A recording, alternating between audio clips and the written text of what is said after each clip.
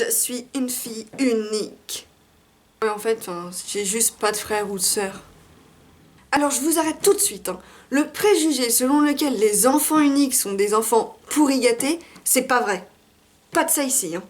Évidemment, un enfant unique, il est un peu plus gâté qu'un enfant qui a 3 frères et sœurs. Mais c'est normal, parce que du coup, dans la famille, le budget enfant, il est pas divisé par 3 ou 4. Mes parents, quand il a fallu payer mon permis, bon, ils ont accepté parce qu'ils se disaient on en a qu'un à payer. Celui qui a 3 gamins, s'il décide de payer le permis du plus grand, il sait d'avance qu'il sera obligé de payer le permis des 2 autres, et c'est plus le même budget. On m'a souvent posé la question de savoir si ça m'avait manqué quand j'étais petite d'avoir des frères ou sœurs. Et tous ceux qui me posent cette question, j'ai envie de dire, je sais pas. Je sais pas ce que ça fait d'avoir des frères ou sœurs.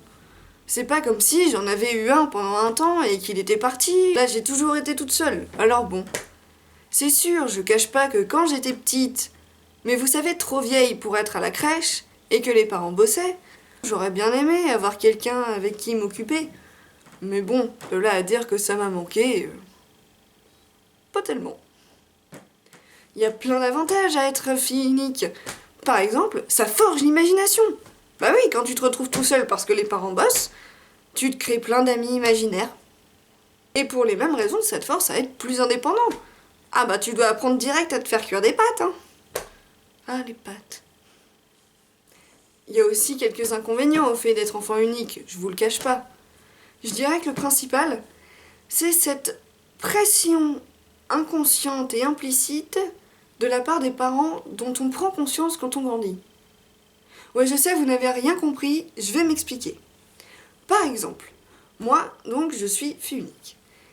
Eh bien, si jamais plus tard, je décide, pour des raisons qui ne regarderaient que moi, de ne pas avoir d'enfants, pour mes parents, c'est mort. Ils auront jamais de petits-enfants. Niet, nada, zéro.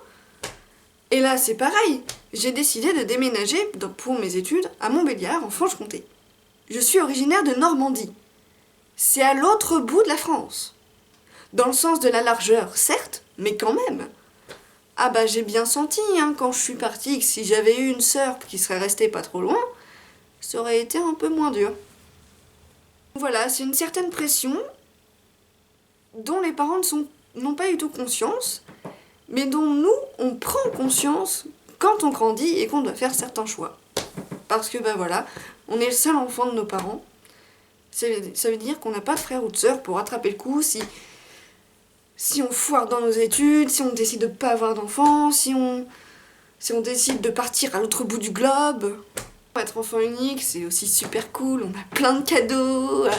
En plus, moi, je suis la petite dernière de la famille, alors laisse tomber. Moi, j'étais en plus la chouchoute de la famille. Non, en vérité, si vous devez faire des enfants, faites-en au moins 2, ils se feront moins chier.